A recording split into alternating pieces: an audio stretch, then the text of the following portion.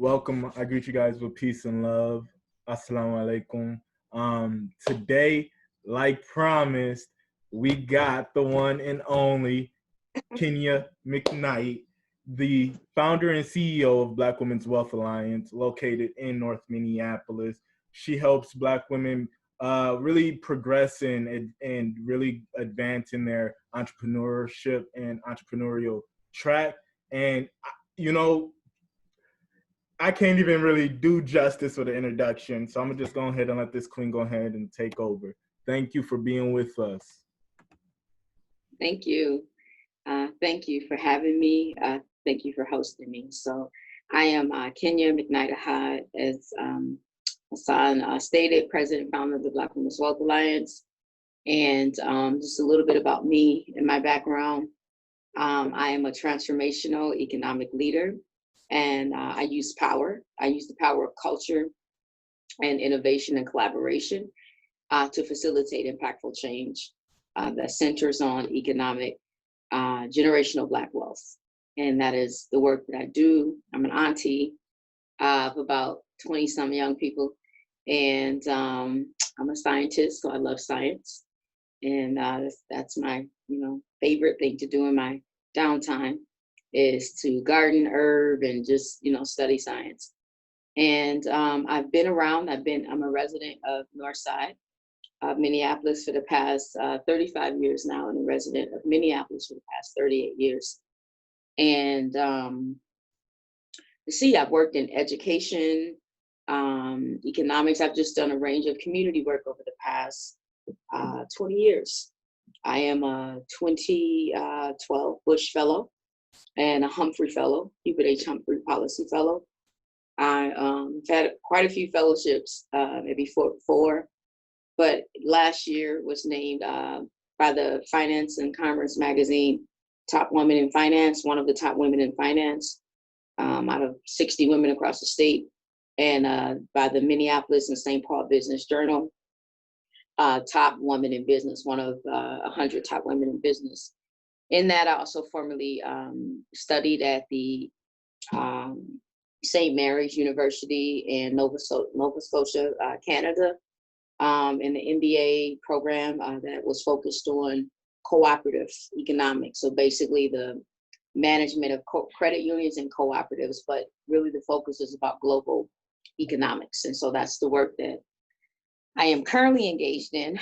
My work is national, and I primarily serve Black women statewide at the Black Women's Wealth Alliance, where we provide cultural wealth building education, strategies, tactics, and tools to build generational Black wealth. So that is our work. And so far, we've served over 3,500 women in the past 5 years, and historical Black women, and have invested over $280,000 into small grants into the capacity to build wealth. So that's my work. That's who I am. So thank you for having me today. And I want to just make sure that I note that one of the best ways to, I'm just trying to find some, put this on, to engage me is just let me know if you have questions. Feel free to interject. I want to make sure what I'm doing is relevant to what you're interested in. So where there's questions, please don't hesitate to put them out. So today, what I'm attempting to do here is going over, I think it's important for us to remember to center the struggle that we're in, the fight, the quest for freedom, justice, and equality, and a better world that supports and respects a good quality of life for us, to make sure we center that on our economic well-being, which is a key access point that will help make that real for us. So in this presentation today, I'm going to take the first 15, 20 minutes to go over some things we put together as part of our work doing a Queenomics series and other presentations we've done around Black economics. So I will go over what we have framed as the 400 years of economic oppression. It is very important for us to understand the intricate relationship between white oppression, white supremacy oppression, and Black economics, and why that matters even in today, as we're dealing with a situation with the murder of Brother George Floyd, which is countless others prior to, and so my presentation will center around that, and it will lead up into talking about generational wealth and what that means for generation millennials and Zs, or post-millennials, as I've heard Hassan say. So that's what we'll focus on today. So I'm going to skip around a little bit in my PowerPoint. Pardon me, this PowerPoint was originally made for Queennomics, but it has some very intricate information in here that will be useful to you as a tool. So told you a little bit about me, and now we'll go into this 400 years of Black economic oppression, disruption, and trauma, what we call financial trauma. So to begin, let's talk about the economics of slavery. Really, where I'll start with that is to say, as it relates to this movement, you say, well, how does that relate to, protesting? How does that relate to, reforming the system, etc.? Well, poverty is the greatest wealth tool that exists. It is the main tool that fuels and builds the economy that Caucasians benefit from, and others, who are in the upper, higher levels of income, etc. And we talk about this idea of consumerism versus ownership.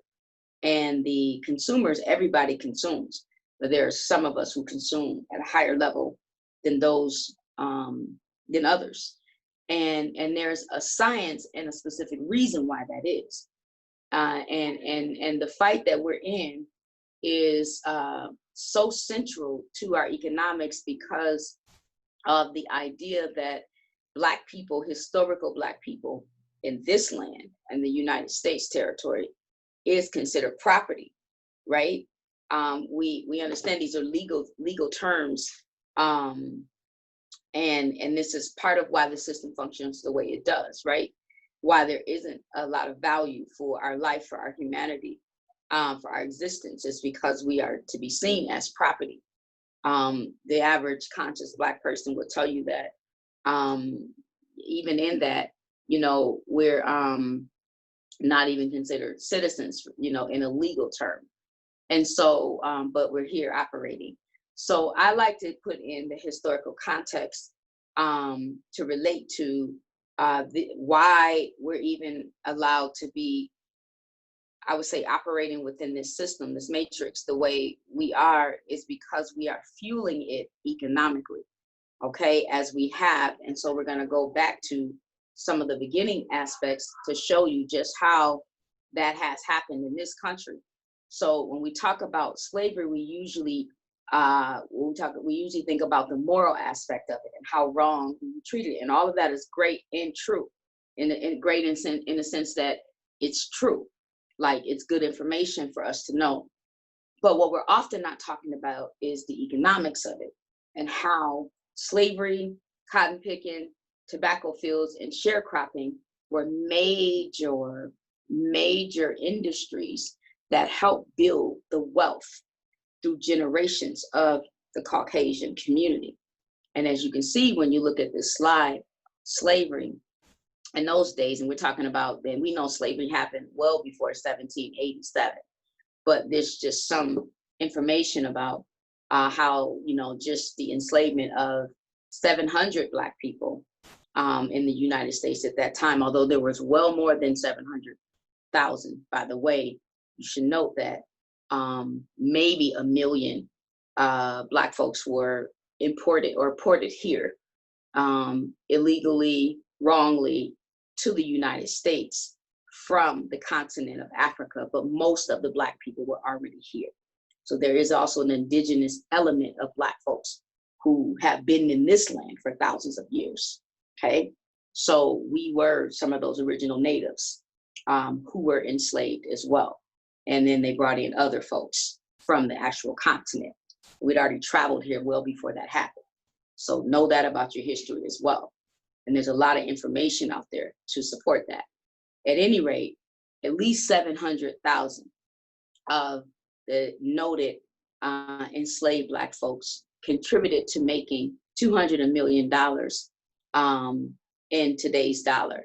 You know, they grew the economy just over, you know, just a few years or so to that amount through the free labor of slavery on some fronts.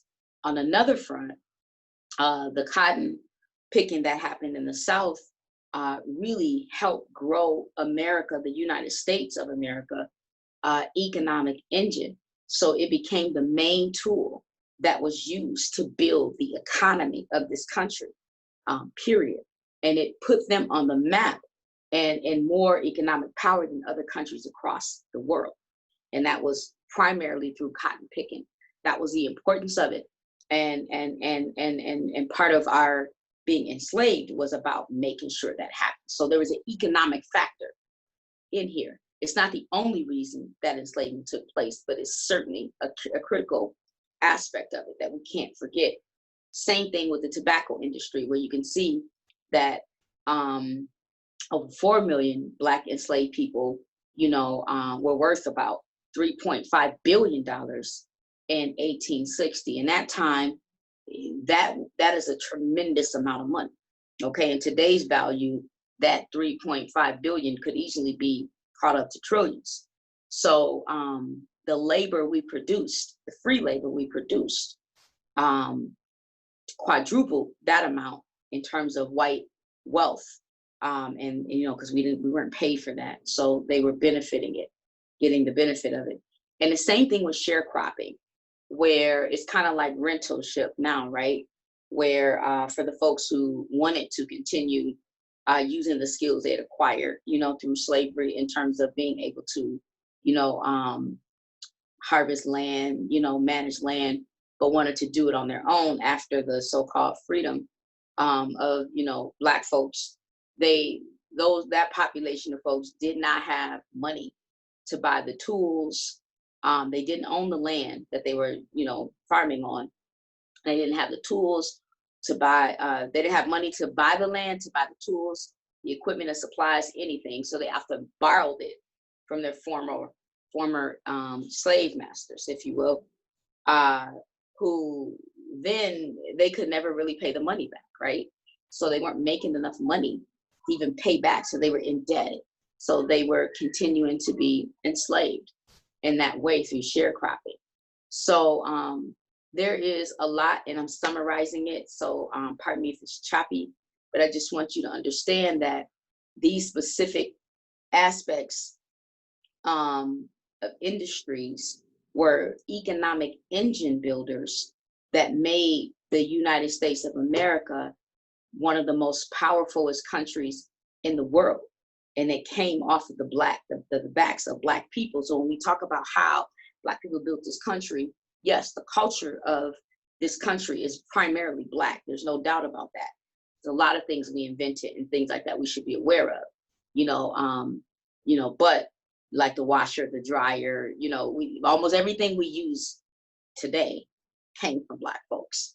It's just been modified over time. But you need to know that, we all need to know that these were 4 main ways that this country was powered. And so there's a monetary value that's placed on the lives of Black people, that this system has a value for. Even we'll talk about how that shows up in the prison system. So part of it is also, as you know, that, you know, when Black folks was on the exchange market, sold, right, to other white interested slave masters, if you will. I'm just struggling using this language, but it's what I have right now. Folks weren't given away for free. You see, so there's an economic piece here. And so there was a cost to purchase. And this is just showing you that, you know, they were selling folks as young as 12 and 13 years old, you know, for a price, because they were looking at us, as you know, as property, but also as workers who can help produce and strengthen their individual and collective economies. Now we have the emancipation where all of this was supposed to go away. And, you know, Abraham Lincoln the Great was to save the day and slavery. Well, we also know that was about economics, because the South and the North were also battling each other. So it wasn't one country. It was really split into two. And the South, they grew powerful because of their labor with the enslaved Black folks, right? And so in order to neutralize that power and to balance it so that the North could also get in on that, the emancipation happened. It wasn't a moral factor of Lincoln thinking that it was a wrong thing to do, which, by the way, was a Black man, Lincoln, half Black, if you will. But the point is, there's an economic relationship here. The emancipation was about economics. The North wanted in on the money. They just didn't want to do it through the way of slavery, but they had to also neutralize the power of the Southern white folks, okay? Northern versus Southern white people. That's all we were dealing with. Different types of masters, if you will, alleged masters. So there's the Emancipation Proclamation. Even after all of that, so we're supposed to be done. The point is of showing you this, that it still continued because the economic factor is real. And to show you that how economically strong they had to continue their positioning in order to stay in power, because power is greatly tied to ownership and money, right? Which is why they work hard at keeping us broke and keeping us at consumers. There's a, so redlining, as you know, was one of the, long strategy that's actually still going today in place that really where there were lines drawn that determined where we could live and not, where we can purchase homes or not. And for those of you who, I know we're here in Minneapolis for the most part, understand that the original map of the city of Minneapolis, the north side was literally designated as a Negro slum. So if you look at the original maps of the city of Minneapolis, you will see the north side and colored, like is color coded the map. It literally say Negro map, okay? So what that meant is that this is where Black folks were designated to live. So there's no mistake and there's no mystery that the majority of the Black people who live in Minnesota live in the north side. As you can see, it was designed that way. And that's just part of how redlining works. And we were also restricted during those days of purchasing homes outside of the north side. Okay, and even with that, the banks would put in this system called the 10% rule, where if 10% of a community was Black in those times, or even of color, then the economic value of the house would be reduced. So you could have the same kind of house over north that you have in Edina, and same structure, everything. The value in Edina would be much higher than the value over north. And part of that is because of that 10% rule. Wherever there's color, there is a lower economic value. And where there's Black, there's even an even lower economic value, okay? So I'm hoping you're tracking this economic piece to what this oppression and fight looks like, right? Even in the education, same thing. These issues didn't change. It was still economics. So literally to this day, school systems and districts receive money, more money based on how many children are designated for low income lunch, special needs. They get extra money for that. And they literally count on having this. I remember reading an article in maybe it was about 2007 when I was organizing at Acorn, where school districts were battling over how many special ed, special needs children they wanted in their district as part of how they would leverage money. So there's also an economic factor to education in that way. But the other economic factor is this: if you don't, you know it today. if you don't have your GED or high school diploma or college degree, then you also are limited in the amount of money you can make if you use the system, or if you don't have relationships or be an entrepreneur, right? Who can, go outside of all of that. But if you want to go the traditional route, you've got to finish school, there's a whole little process laid out, right? So the economics of education also is about race, class, but oppression at the same time. As you know, Black people are still at the bottom of that. And we can't just keep saying Black and brown. This is really specific to Black people, what I'm talking about, okay? Mass incarceration. So inmates are considered legally in government term as storage. Storage, that is a legal term. And facilities are known as storage facilities. Prisons are known as storage facilities.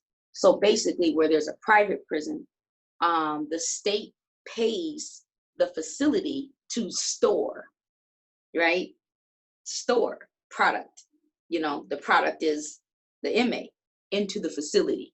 So it's an economic thing to that. We know that as well. We know that there's also a lot of other free and reduced labor happening in the prisons where they're making lockers and blah, blah, blah.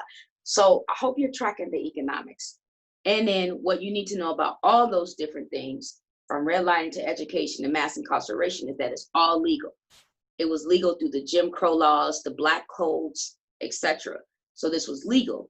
And the Democrats at that time, because Black folks are very Republican, just so you know, because they were more conservative and about self-sufficiency, etc. And those times, which Black people agree with those views a lot more than they did with Democrats.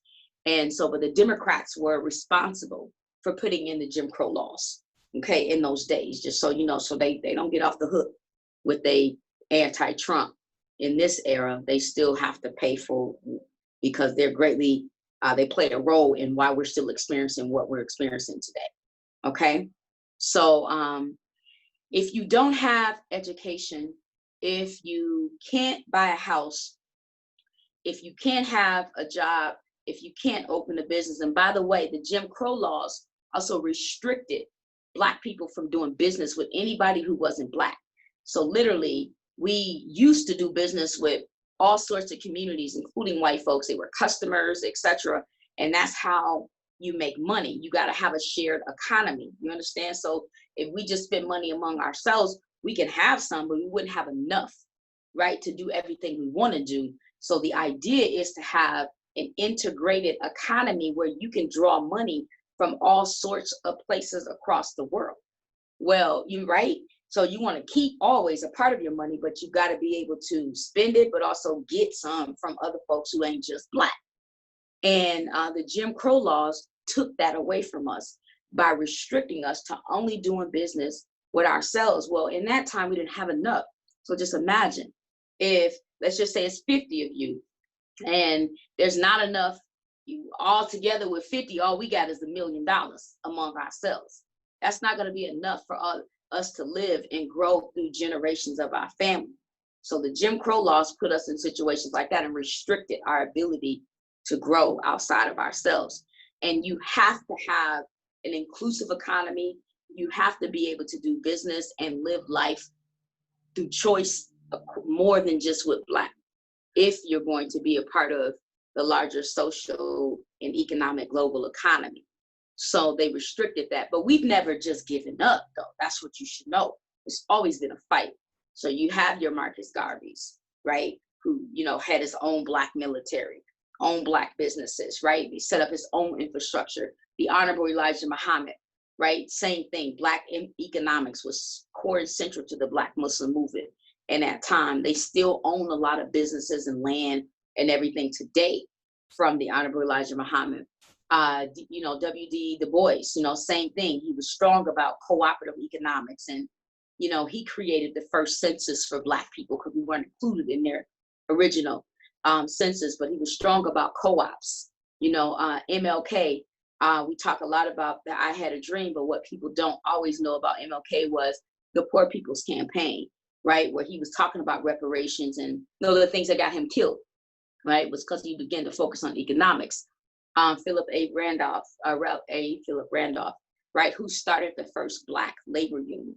right, of Black men, workers and stuff. So called the Brotherhood of Sleeping Car Porters, right? And so it was the first, predominantly, it was a Black labor union, but they had the strategies to put a white face on, okay?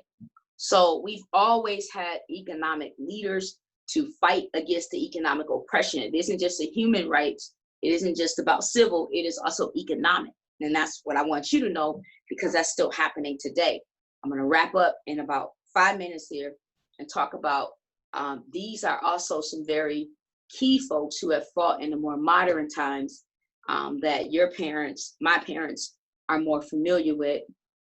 Ella Baker, right, who was, responsible for always talking and building with young people, kind of like what we're doing today on this show. This is what Ella, this was her role. She did that a lot. She organized with youth a lot. The SNCC, the Students National Association, all of that. And Ruby Bridges, the first, Black person, young lady, to even enter into public schools after integration.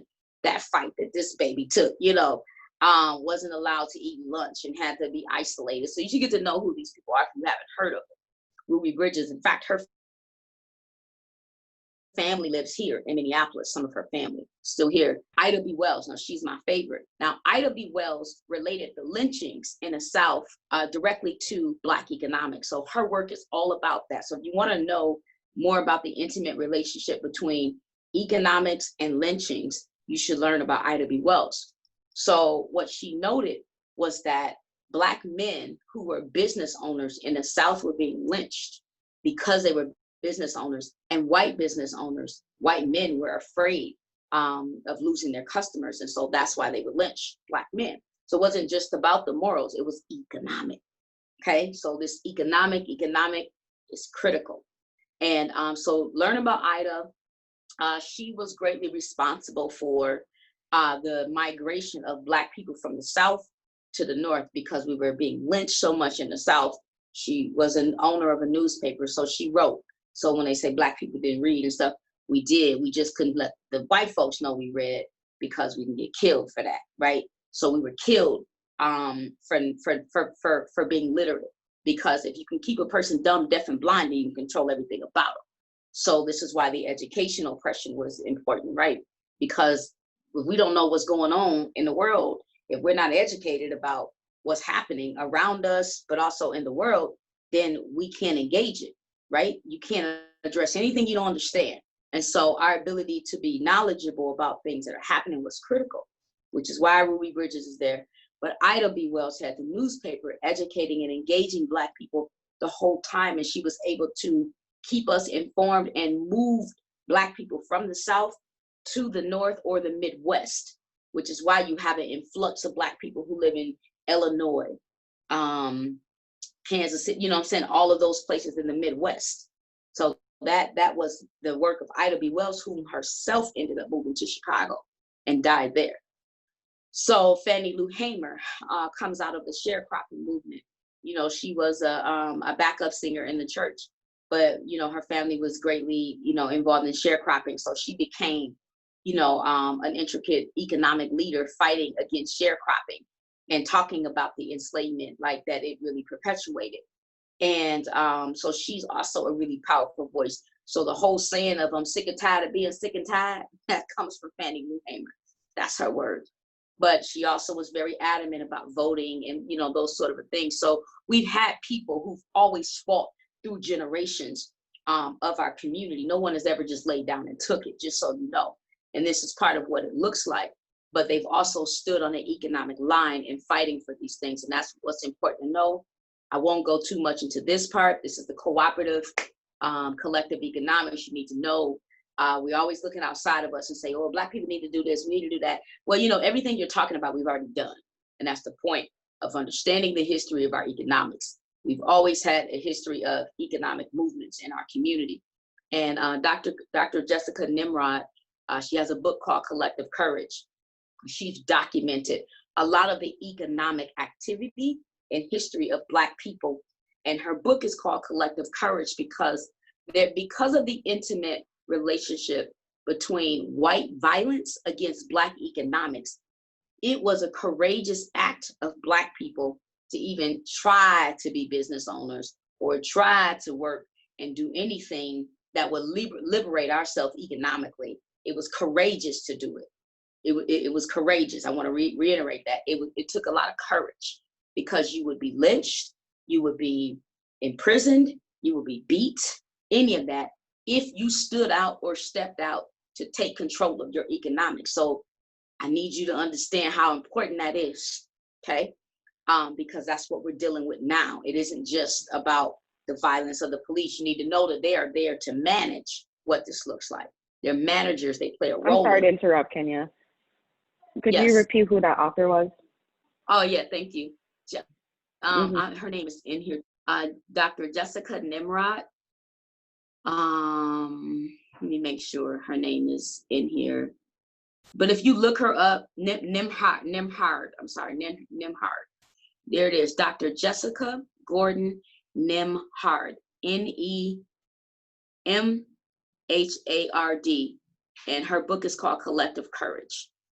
So she has a great insight. She talks a lot about Du Bois and his role, who he was a great leader in this work.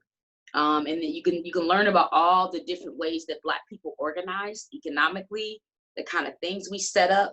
You know, for instance, Memorial Day is one of the great examples of Black people organizing economically. If you didn't know, I have 2 points I have to make and then move on. But so New Year's Eve, just want to take it back here.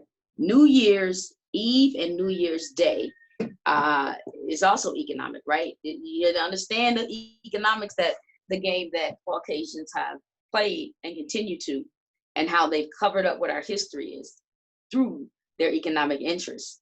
So New Year's was originally called Freedom's Day, and New Year's Eve was called Freedom's Eve. And that was the day that Black folks were waiting for Abraham Lincoln to sign this Emancipation Proclamation.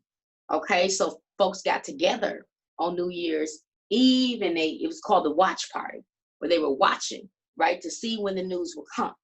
And on New Year's Day, it came, and that's when they called it Freedom's Day. So that's something that came from us. So you need to know that. But now it's a whole economic thing where it's about getting dressed up and going out and having a party and good time. You're spending all this money and you're going to, you don't even know what you're partying for, right? You spending all this money that they're making, by the way. So that is part of our historical knowledge you need to know, or history. And the same thing with Memorial's Day, where there's hundreds of Black men who died in the war who were not buried properly. They were thrown into one grave and just, you know, and so the Black folks back at home purchased land, got together and purchased land and gave the men a proper burial, and over 10,000 Black people marched in memorial of these men, in memory of these men, and gave them the proper respect of how we culturally even bury people. So Memorial Day grew out of that. But the first one was done by us, and for that purpose that I just outlined, and you can look up that history. And they'll always tell you it's not true. We don't take their word for anything. We have to go with what we know, because we won't get credit for it anyway. So, but now it's another economic thing, right? Where, you know, we're getting all dressed up and going, you know. So these are our days, but they were tied to our struggle. And part of that was economic, and you just need to know that. Check out Dr. Nimhard's book, Collective Courage, to give you a little bit information about the history of Black economics in this country and how it's always showed up, because everything you need that you want to know, your people have already done. We come from a great people with a lot of history that isn't always well known. And a person who doesn't know their history will repeat it. So it's upon us to understand what has happened and why this economic struggle has persisted over 400 years, and why we're in this moment today, and how we can position ourselves to reset it and push ourselves forward and get from under this economic oppression, although it will be very difficult, but it is necessary to do. So that is it. And the last part of that is understanding that what I'm pointing out here too is the intimate relationship that white violence has against Black economics. And one of the clearest examples of that most of you have probably heard about outside of anything I've mentioned today is the Black Wall Street. And after this Black Wall Street, I'll go ahead and take that, whatever question that is. As you know, in 1921, Tulsa, Oklahoma, it was called the Greenwood District.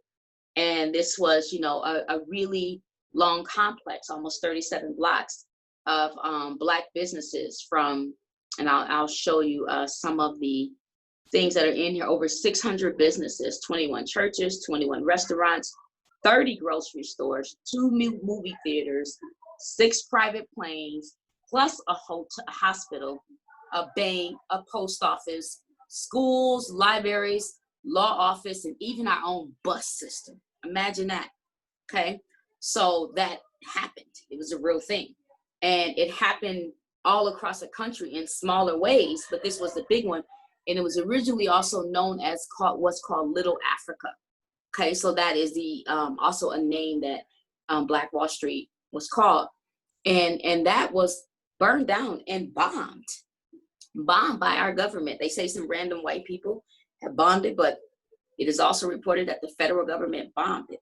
So it's the first time that this kind of bombing had taken place on U.S. land from the government itself. And this is where it happened. It happened in Philly as well, Philadelphia. Not Philadelphia, I'm sorry, Baltimore. Happened in a couple places. They bombed stuff in Baltimore as well, same thing. So, and this happened out of jealousy. They can say it's a white woman, blah, blah, blah. But they took out a whole economic structure that Black people was building. And because this got taken out, it sent fear to Black people all across the country, right? Because other Black folks were inspired by this.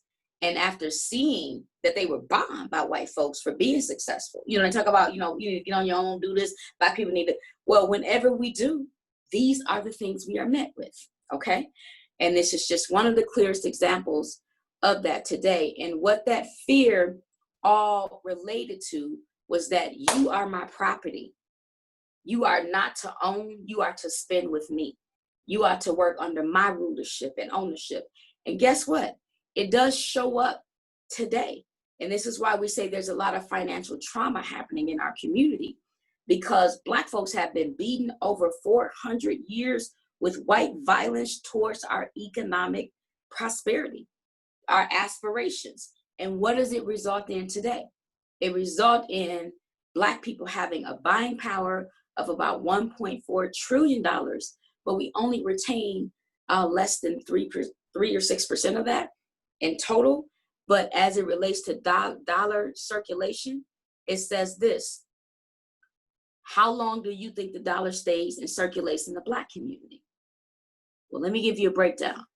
The dollar that when you get your check or whatever kind of money you have, when you get it, this is over here is a study done by Black Enterprise and other Black groups to show that a dollar currently circulates in the Asian community for approximately 1 month, in the Jewish community for approximately 20 days, in the white community, which they all the same, but in terms of classification, but the white community, 17 days. In a Hispanic community, the dollar circulates 7 days. And in the Black community, the dollar circulates for 6 hours. I'm gonna let that sit in for a minute. On average, when we get money, it only stays around in our community for approximately 6 hours. If that isn't a definition of how we've been beat down through this economic battle that I just laid out part of it, that resulted into us having higher levels of consumerism and low levels of ownership, where we have the lowest percentage of home ownership in this country, right? Highest percentage of unemployment, highest percentage of incarceration, etc. All of this, I'm trying to show you how they've hammered down on us economically to create the conditions we're currently struggling through right now. Because you and I know, if we had the resources to do everything we needed to do for ourselves and the knowledge and understood and the access to opportunities, we wouldn't have half of the problems that we have or challenges.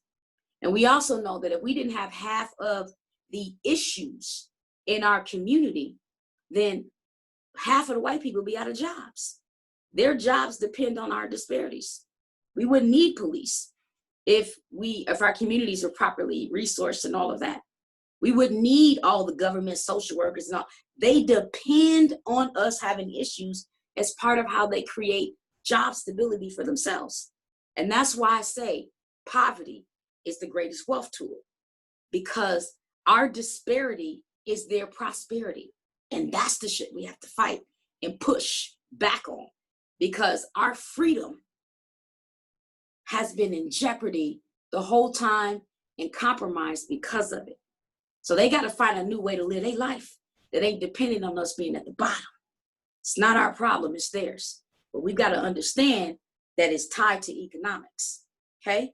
So let me get to these questions, and there are other things that I can show you. I'll give you access to this presentation. This talks about the economic status of Black women. It also talks about the economic status of Black men, how many assets we own. By the way, Black men own more assets than Black women, but it talks about the wealth gap. It talks about quite a few things that I want you all to understand, and it gets to what trauma looks like in our community. So I'm going to stop for questions. One of the first questions that immediately came up was, how do you get access to this PowerPoint? So yeah, that was the first question. Well, as you stated, I will send it out to, I have to customize it because some of this is for, some of this is for the Queenomics, so it's special for that. But much of this I will send out to the folks who you gave me the list for, who register for this. That's because you want it to be exclusive to those who register, right? Yes. Okay. But you have other you could also questions? shout out the Black Women's Wealth Alliance programs.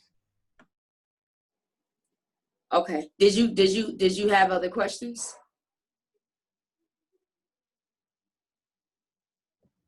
Let me check Facebook. First off, does either of the attendees have questions?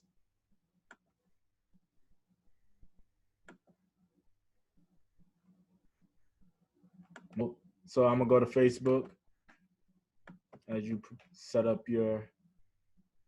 Okay.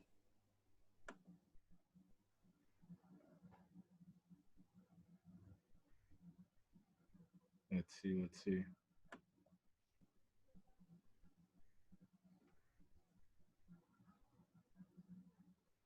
No questions at the I have a question, Kenya. Sure. Yeah, so a lot of first of all, I learned so many new things. I've been aware of most of these economic oppression tactics, but you have opened my eyes to a whole bunch of other issues that I have not been aware of. So my question to you is, what do you think are some, basic talking points that we can, discuss with people who aren't as aware of some of these issues that you brought forth? Yeah, as it relates to the current situation, or? Yes, yep, in today's terms, yep. Yeah, I think so the tricky thing is that we're in this capitalist system, right? That we're looking at, we're working to change. But in that, here's my things, the most dangerous fight that we can ever have in this system is economically, okay? They're all for working through the social justice elements of it, because the long game for them is wealth, right? And that's how, you establish power, through ownership in this country. It isn't about the loudest voice. It isn't about how many protests you can do. It's about what you own, right? That controls decisions about what's going to happen, right? And so while we're busy doing that, they're busy investing and establishing in purchasing land and property. In Illinois, the highways are owned privately. You know, they're not even owned by the government. You know, somebody from a whole nother country own the highways, which we have the tollways that we come through. So I think, and I'm happy to take the question, but how we have this conversation is that we've got to begin to talk to people about generational wealth building. It's fine, we're in this fight for now, but what does life look like for you for the next 10, 20, 30, 40 years? I feel like that is the kind of mindset we've got to develop and get out of this crisis mode and begin to talk about our future, but also invest and build it. We discuss things all the time. The action is a plan for what that looks like, but also investments you're making and securing that for yourself. So to me, it's about understanding your buying power, understanding your position, where you are, where you're trying to go, and investing in securing the future. And I don't know if that answers your question. I know it's a little complex, so I'm happy to talk more after this, but we've got to start talking about and building in our future, because our ancestors were very thoughtful about our future. If they wasn't, we wouldn't be here. They were very futuristic already. So we've got to get there in a way where it's not just conversation. It's not just a protest. There's other types of protests. We can protest economically, understanding that we have this buying power that's greatly concentrated and growing in the millennial. Well, the wealth is currently with the baby boomers right now. They're older, they own more assets, etc. But what's projected out in the future is that the folks who are going to close the wealth gap in the Black community are millennials and Gen Zs. And so the more knowledgeable you are about finance and wealth, the better off we will be in that area. Go ahead, I'm sorry. All right, we got a question from Facebook Live. Anika asks, how should people prioritize their wealth? Should a person focus on lowering their debt or generating new revenues? Generating new revenues. We first have to learn what wealth is, the concept of wealth, the strategies of wealth, and the tools of wealth. Debt it can be wealth if you use it as a strategy. So like when you're thinking about your credit and stuff like that, so income and credit are two major ways to access building wealth. One, right? Two is you got to have an element of debt to even establish your ability to grow your credit. It's not debt that's the issue, it's the management of it and the strategies by which you use it. So it's like folks who have no credit. When you go and apply for stuff, you think not having credit is good credit, but it ain't, because creditors want to know that you can borrow money and be responsible with it and pay it. So debt is a wealth tool if you use it strategically, right? You have to understand how to manage it, boo, boo, boo. So, you know, there's so many things to go over, but I think it is about what's most important is establishing your vision for what that looks like for yourself. And then understanding, you know, what tools are available to help you invest in making your vision real. And then how much money is it going to take to do that on a monthly basis, on a 6 month basis, on an annual basis. And you've got to be committed to that. So that's having your insurance, you know, life insurance policy. That's a wealth tool. Having a 401k if you work a job. If you own a business, it is about having a Roth account, you know. You've got to establish these things. And, you know, if you own a car, it's about purchasing a house or vacant land. There are things that you can do to establish wealth. It's a lot of different tools out here. So a financial planner helps you understand what those tools are. And I know it isn't necessarily as available. You can talk to your bank about it as well. You can talk to people like us about it, you know, to understand it. But your priorities will be based on your vision. I don't got no further questions. Do you, Sumi? No, not that I can see of. So I will summarize as much. I guess I went over the history a lot more than I intended to, but we have to fundamentally understand.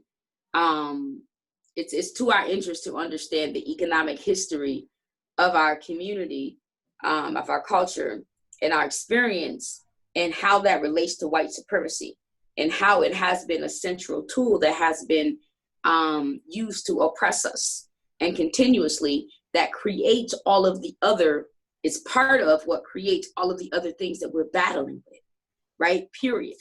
And so go ahead. Real quick. So I want to kind of,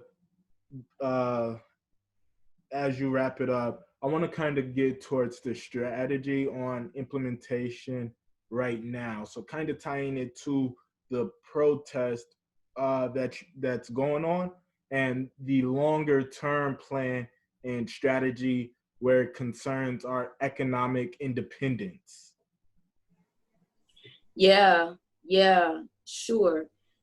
Well, so right now, Black people have a buying power of $1.4 trillion. And I know some of that is challenged right now under COVID and in this civil uprising that we're currently in.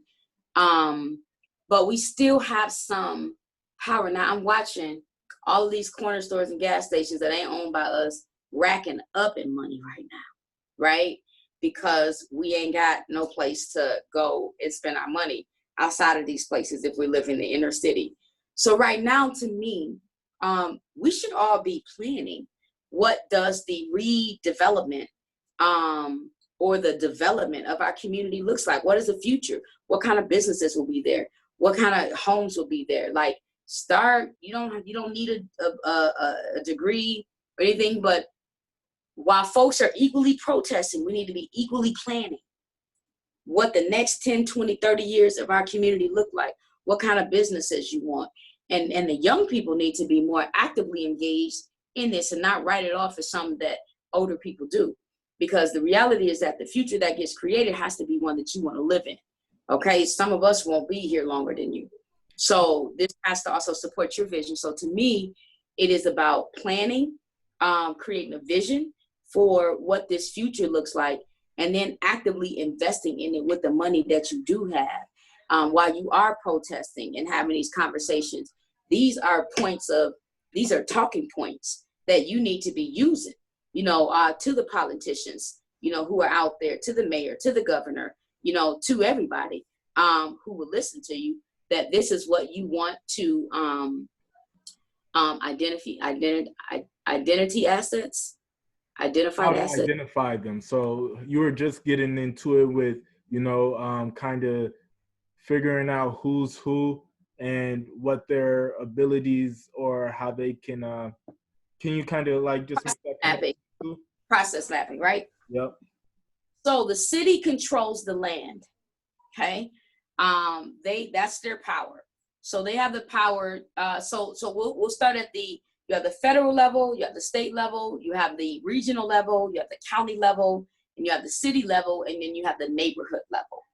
So basically, neighborhood association. So you should find out what neighborhood you live in. If you live in Minneapolis or St. Paul, but in Minnesota, it's a part of how all of these institutions are structured.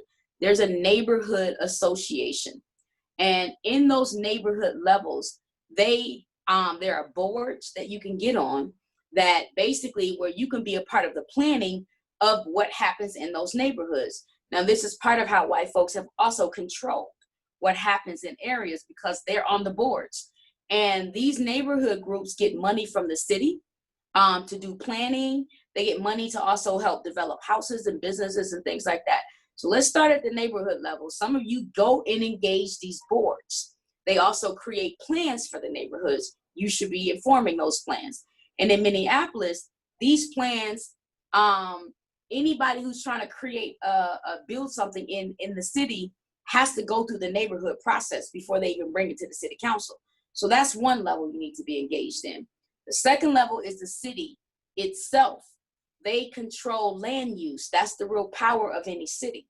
That means that they're the ones who issue out permits and give ultimate control about what gets developed on their land. even if you own the property, the city has a lot of power over what happens with your property. Then you have the county. They also have land power because they own a lot of roads. Like Broadway is a county road, right? Penn Avenue is a county road. The county owns those roads. So they're responsible for developing them, putting money into their development, right? The state also has some property. They own buildings just like the county. A lot of the property on West Broadway is owned by the city of Minneapolis and Hennepin County. Okay, so the vacant property. So they own land and property. The state also owns property, commercial property and buildings. That's what I should say, because land and property is the same. But they own commercial property and actual roads. The state as well. The Olsen Highway is owned by the state of Minnesota. Highway 94 is owned by the state. They're responsible for developing that.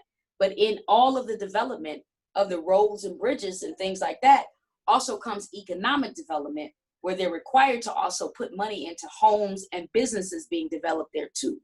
So you want to be involved in those processes. The regional government is Met Council.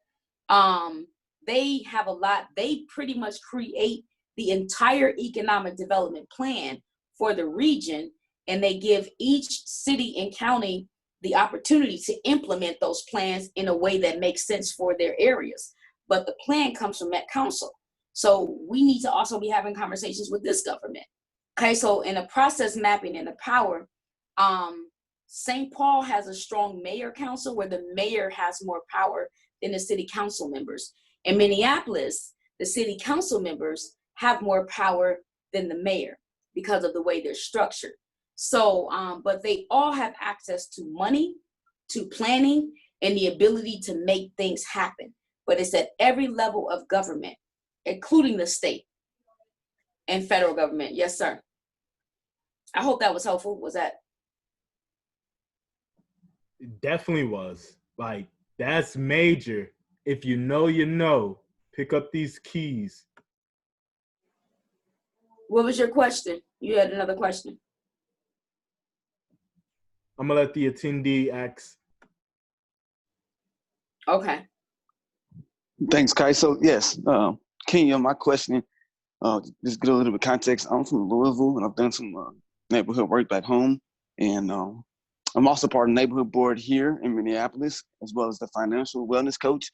How do I get more people, especially young people, Black people, to the table to start thinking about their long-term futures, financial goals, and get their voices heard to build those longer-term relationships for planning and sustainability? Yeah, I think you just have to start organizing economic roundtables and put it out there in the front, you know, because they have interest in economics. So even if it's start a monthly or bi-weekly or weekly business club or economic club, right? There's a lot of ideas, a lot of geniuses, in the community, particularly young folks and creative artists in different ways. So to me, I would just create the space and just keep putting it out there. And, work with who shows up, you know what I'm saying? Because you might get 5 people, work with them, but just keep creating the consistency and having the conversation, but also moving some action, you know what I'm saying? Moving some action and then holding us accountable to being supporters and investors in what you're doing, right? It's also, I'm a Gen Xer, but we all need to be vested in that. So hold us accountable. Thank you. That was a perfect answer. Sorry, go ahead. I was saying thank you. That was a great answer. All right. Yeah, creating the platform is everything. And let's just get started. Let's do it. Let's get started. And this is the beginning of that. The intergenerational effort and concentrated effort is an integral part of the overall success. And I just want to give you grace and gratitude, big cousin, big sister, queen, for being a buffer in this long-term effort to bridge the intergenerational leadership gaps. And with that, I'll let us close out. Thank you. Yeah, thank you for having me. And I hope it was useful. And we can always do a part 2 to really get into the generational economics and more specific actions around how to take this forward. But most of all, what I want to just leave with is that understanding the history can help inform the future, and that the fight is many different ways. And when you protest, have you an agenda and make sure it's economically sound, or at least that it's in there. Always cut a piece out for you, and make sure you understand that this movement, whatever happens, has to be centered greatly on Blackness, not people of color, not low income, but Blackness. Everybody needs what they need, and they should be supported, other people of color. But we are talking about a historical context economically for Black people to get some real justice in this movement. And you have to make sure that whatever you're talking about and doing is centered on that. And anybody who's joining this fight should also be in support of that, period. No colorblind approach. It is our time to look out for ourselves and prioritize ourselves. And anybody who rock with us need to be supporting that. And at the end of the day, if we don't, then we miss this moment. This is our opportunity right now to carve out the space we need for ourselves. America has never been listening the way they are now. What we do today will matter for hundreds of years in our generations, period, across our culture. So let's take this moment and do what we need to do, learn what we need to do, but move and make sure it's Black and that it's centered on economics. That is our duty. It is not an option for us to negate that. Other people died for us to be here, and we have to do our part. Let us do our part. You don't get no brownie points or no, we can't give you no passes because you're young. It was young people younger than you fighting this fight long before you. And it's just what you're born into. Do your part and make sure that it is not just for you, but it is about generations to come. Everything we do is for the future, period. That is your job and mine. Do your part. That's it. Peace. Blessings, blessings, blessings.